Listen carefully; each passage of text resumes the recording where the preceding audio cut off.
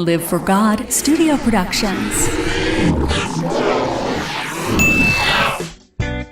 This is Cooking with Brian, a cooking show with food that actually tastes great. Well, hi folks. Welcome to Cooking with Brian. Today we are going to make the best rigatonis with homemade sauce with the really best ground sausage that you can get. First of all, friends, you need a cup of coffee, because without coffee we're hopeless, friends. We'll never have the energy to get her done. So grab you some coffee, friends, and this is how you make it. Okay, friends, to make the best sauce, you need the best ground Italian sausage you can get. And if you're in the Kansas City metro area, if you go to Hy-Vee and some Walmarts in the Kansas City area, have this Begiglia's mild Italian sausage. Be careful, they have a hot kind too, so if you have a weak stomach, you want to get the mild. The hot's pretty good too, I like it. But I'm not sure where all you can get this. This Italian sausage is made in Kansas City. It's called Begiglia's. Tastes far better than any other kind that's sold in the Kansas City area. If you are outside of the Kansas City area and you do not have this Begiglia's, you want to get Johnsonville's mild ground Italian sausage. That's my second choice in ground Italian sausage. If you're in the Kansas City area, they have another brand called, I think it's called Seneca's or something like that. It's not very good, friends. It does not taste like good Italian sausage. If you want real good ground Italian sausage, Begiglia's is my pick for the best tasting, because it's spiced much better than the Seneca's. It tastes much better than your store-bought brands, like Apple Market in the Kansas City has their own brand. That stuff ain't got nothing on Begiglia's. Okay, friends, for your ingredients, the first thing you needed was that Begiglia's Italian sausage, or Johnsonville's, which is a very good sausage. We have 1.21 pounds. Cost me around $5.80. You need one white onion. You need some salt. You need 3 cans. These are 28-ounce cans. 3 cans of whole peeled tomatoes. For your spices, you need onion powder, oregano leaves, garlic powder, and basil leaves.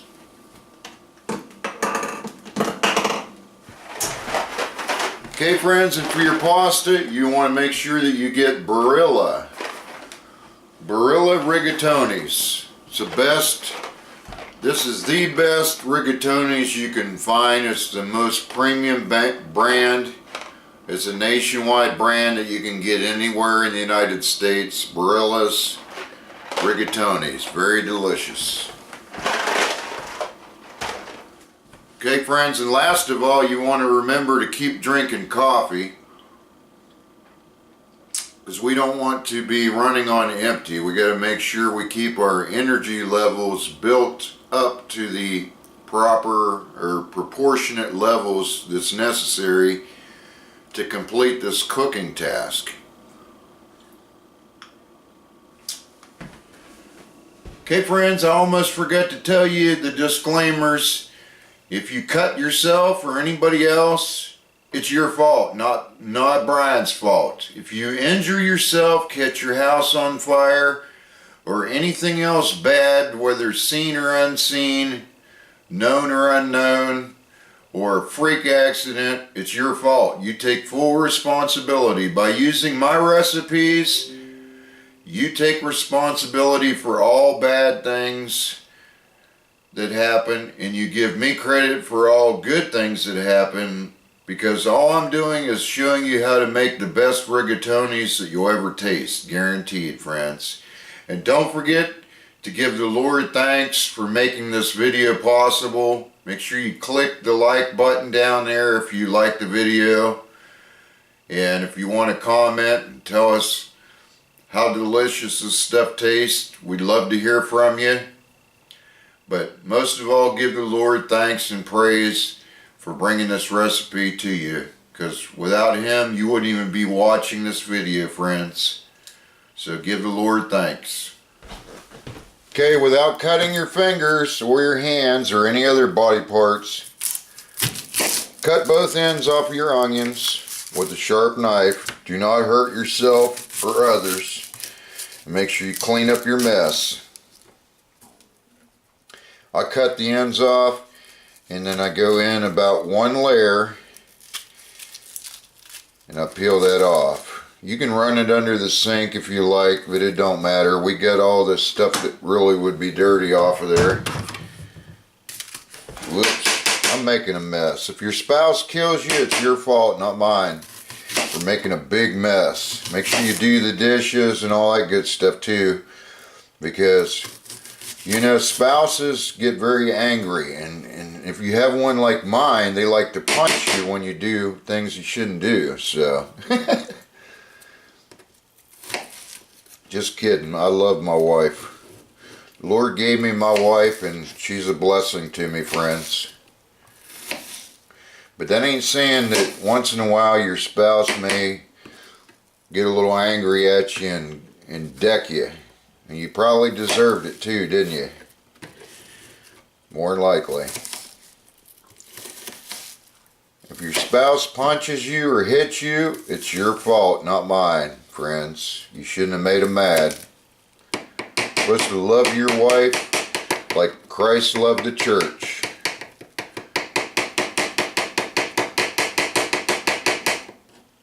Of course, there's a lot of women watching this, so I don't know. I don't have any excuses for men there, ladies. Sorry. We're all not good, I guess.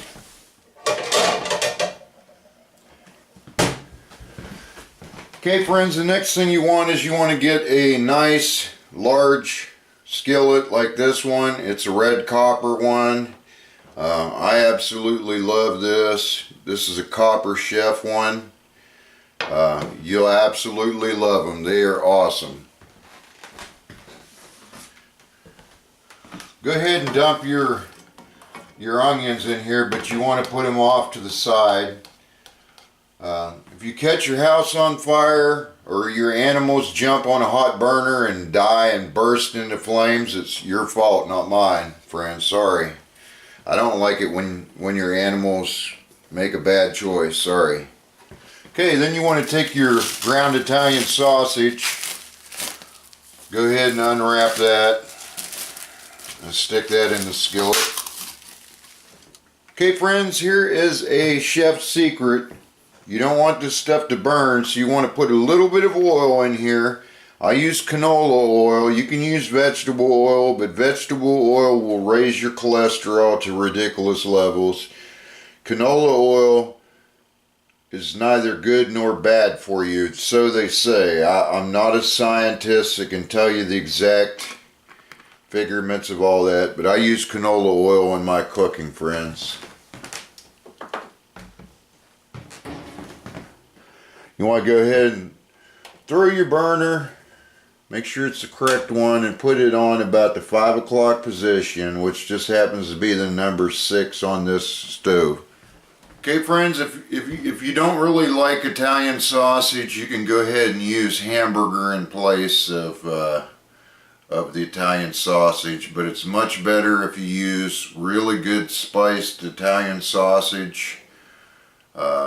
You could use hamburger if you're on a diet of some sort. You know, it's fine to use whatever you like. Like you may like nasty turkey burger or something like that. That's fine to use if you prefer that because of your dietary needs.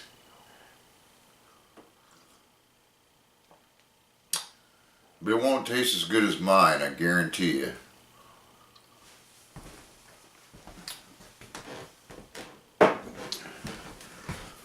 Okay friends, you want to go ahead and you want to fry that in the skillet, and you want to fry it until it's fully done.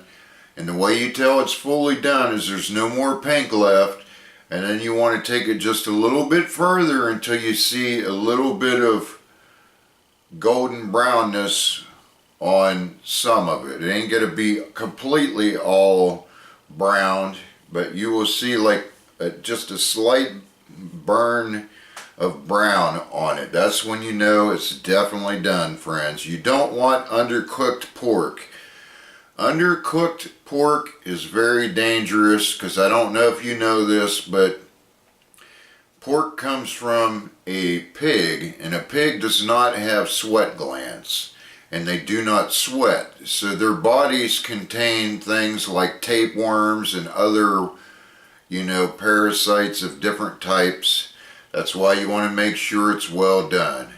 Now, I've considered just completely doing away with eating pork because it's not really the most healthy meat for you, but who in their right mind can give up bacon and sausage?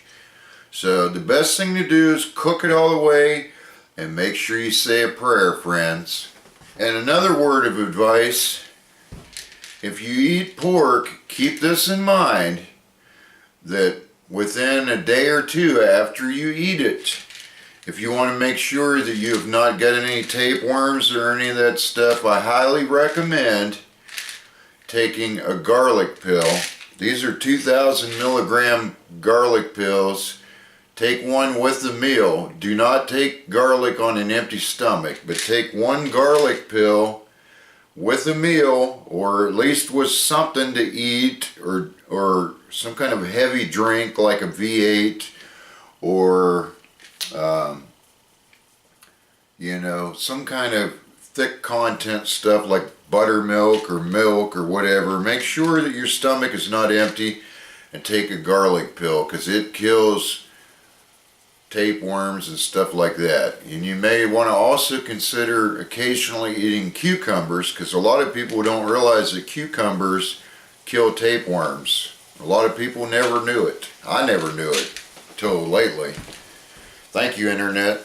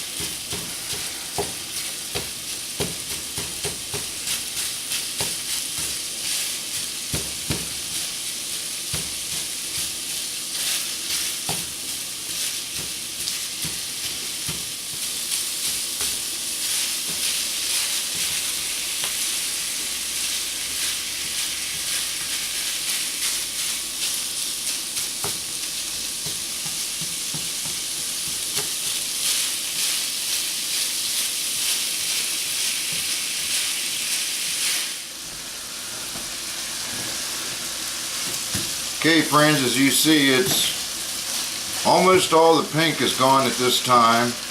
Very little left.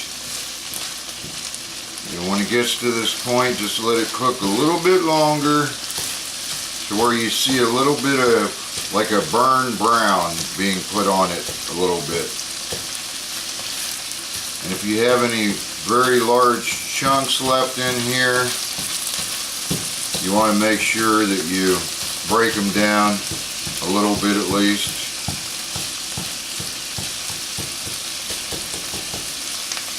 So when you first start cooking it, as it starts cooking, you want to make sure you're breaking it up and breaking it down. Stirring it up good, make sure the onions get stirred around good. That way everything gets cooked well.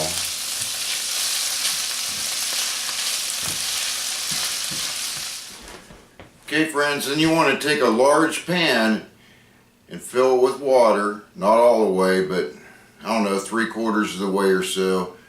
Sprinkle a little bit of salt in there, friends. And this is for later on when you cook the pasta. Just remember, boil about 3/4 of a large pan of water.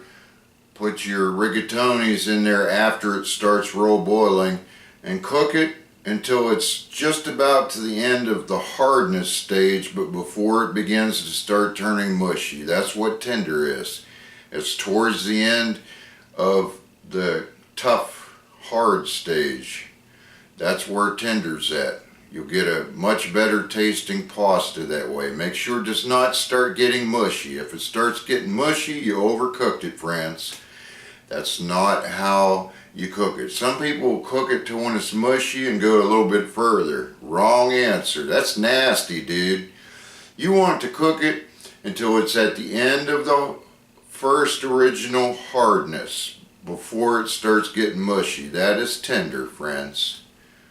And that takes roughly 15 minutes or so approximately. Varies on the temperature that you keep it at to boil. It could be done sooner than that if you keep it at a real fast boil. Okay friends, right now we're going to show you how to make the homemade sauce. Okay folks, to make your sauce you do need a blender. If you want to make homemade sauce, you must have a blender. You want to go ahead and open all 3 cans of your peeled tomatoes and drain them and dump 1 can at a time in here and blend it up, and then dump it in your pan with your Italian sausage. You can also drink that tomato juice that comes out of this can when you drain it if you like.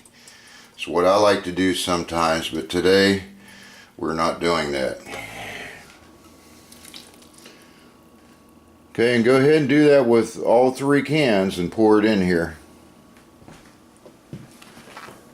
Okay friends, we're going to go ahead and put our spices in. Just put about maybe 6-7 dashes of salt in there.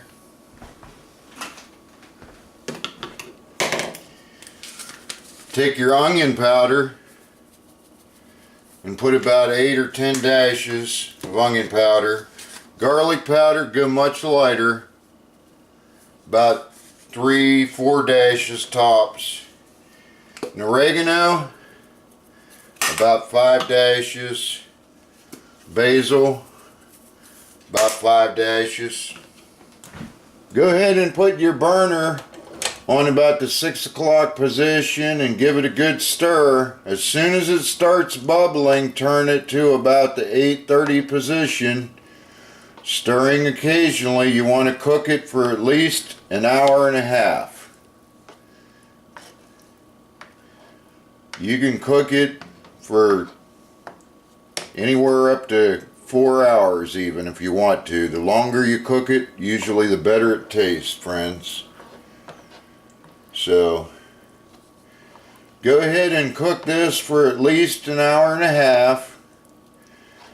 When you're about 15 minutes from eating it, you know, when you're cooking your pasta, after you dump your pasta in, go ahead and respice this one more time with approximately the same exact spices we did, except for you do not need to add any more salt. Just add the onion powder, garlic powder, basil and oregano, about the same amount that you already put in there, about 15 minutes before you eat, before you take this off the stove. 15 minutes before you take it off the stove, re-spice it, and you will appreciate it because it gives it the most ultimate flavor that you've ever tasted in a sauce by doing that. If you happen to like things a little spicy, you can dump a can of Rotel, doesn't matter which kind of Rotel, any of them that has the chili peppers. If you like it spicy, friends, you can dump a can of that in here to make it kind of spunky. And it tastes real good too, but we're not doing that in this recipe. But you can if you like. Okay friends, I'm going to cook my pasta in this red copper pan. It's kind of difficult to tell when it's boiling in a red copper pan. You can use a stainless steel one, that way you can see it actually boiling. But what you want to do is put it on the stovetop on high if you're using the red copper, and until you know it's boiling good, dump your noodles in, stir occasionally, reduce the heat down to about the 5 o'clock position and let it boil at that temperature until the noodles are done to your likings, which I covered earlier, friends. You want to cook it till it's tender. That's towards the end of the hardness stage, but before it becomes mushy. You don't want any mushy pasta, friends. Okay folks, you want to go ahead and slap about, I don't know, 8 dashes of salt in your water. Why? I don't know. It's what I've always done, so do it.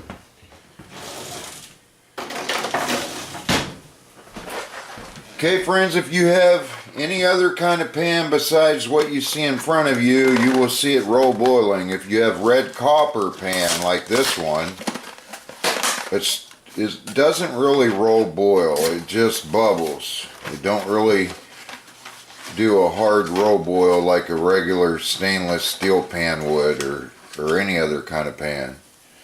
So you notice my temperature was on 9. You could have had it on high, but that's close enough, friends. Dump your pasta in, stir it around. The most important stirs you can do is in about the first 2 minutes, friends. You want to make sure you stir it very often in the first 2 minutes. After that, you can just come and stir it like every 4 or 5 minutes or so until it's done. Remember, cook this stuff until it's just about to the end of the hardness stage. That is what they call tender. And you have to take it out and taste it. When you think it's done, you want to take and scoop some out on a plate, maybe put a little bit of sauce on it and taste it. That's how you can tell if it tastes perfect. You need to taste it if you're going to be a cook. Okay friends, after about 2 minutes you want to turn your burner down. You notice I've got my burner up kind of high, so after about 2 minutes of stirring and stuff, you want to go ahead and turn it down to about the 5 o'clock position, and that's where you can leave it at for the remainder of the time that you cook it. After it's done, go ahead and carefully strain the water out of it, and then put the pasta back in the pan. And make sure you turn your burners off and dump your sauce in and stir it up. Okay friends, while that's all cooking, you want to go ahead and drink you another cup of coffee. Okay friends, and that's how you make the best rigatoni you'll ever taste. Guaranteed, friends. Well, I hope that was a blessing to you, and we'll see you next time. Bye, y'all.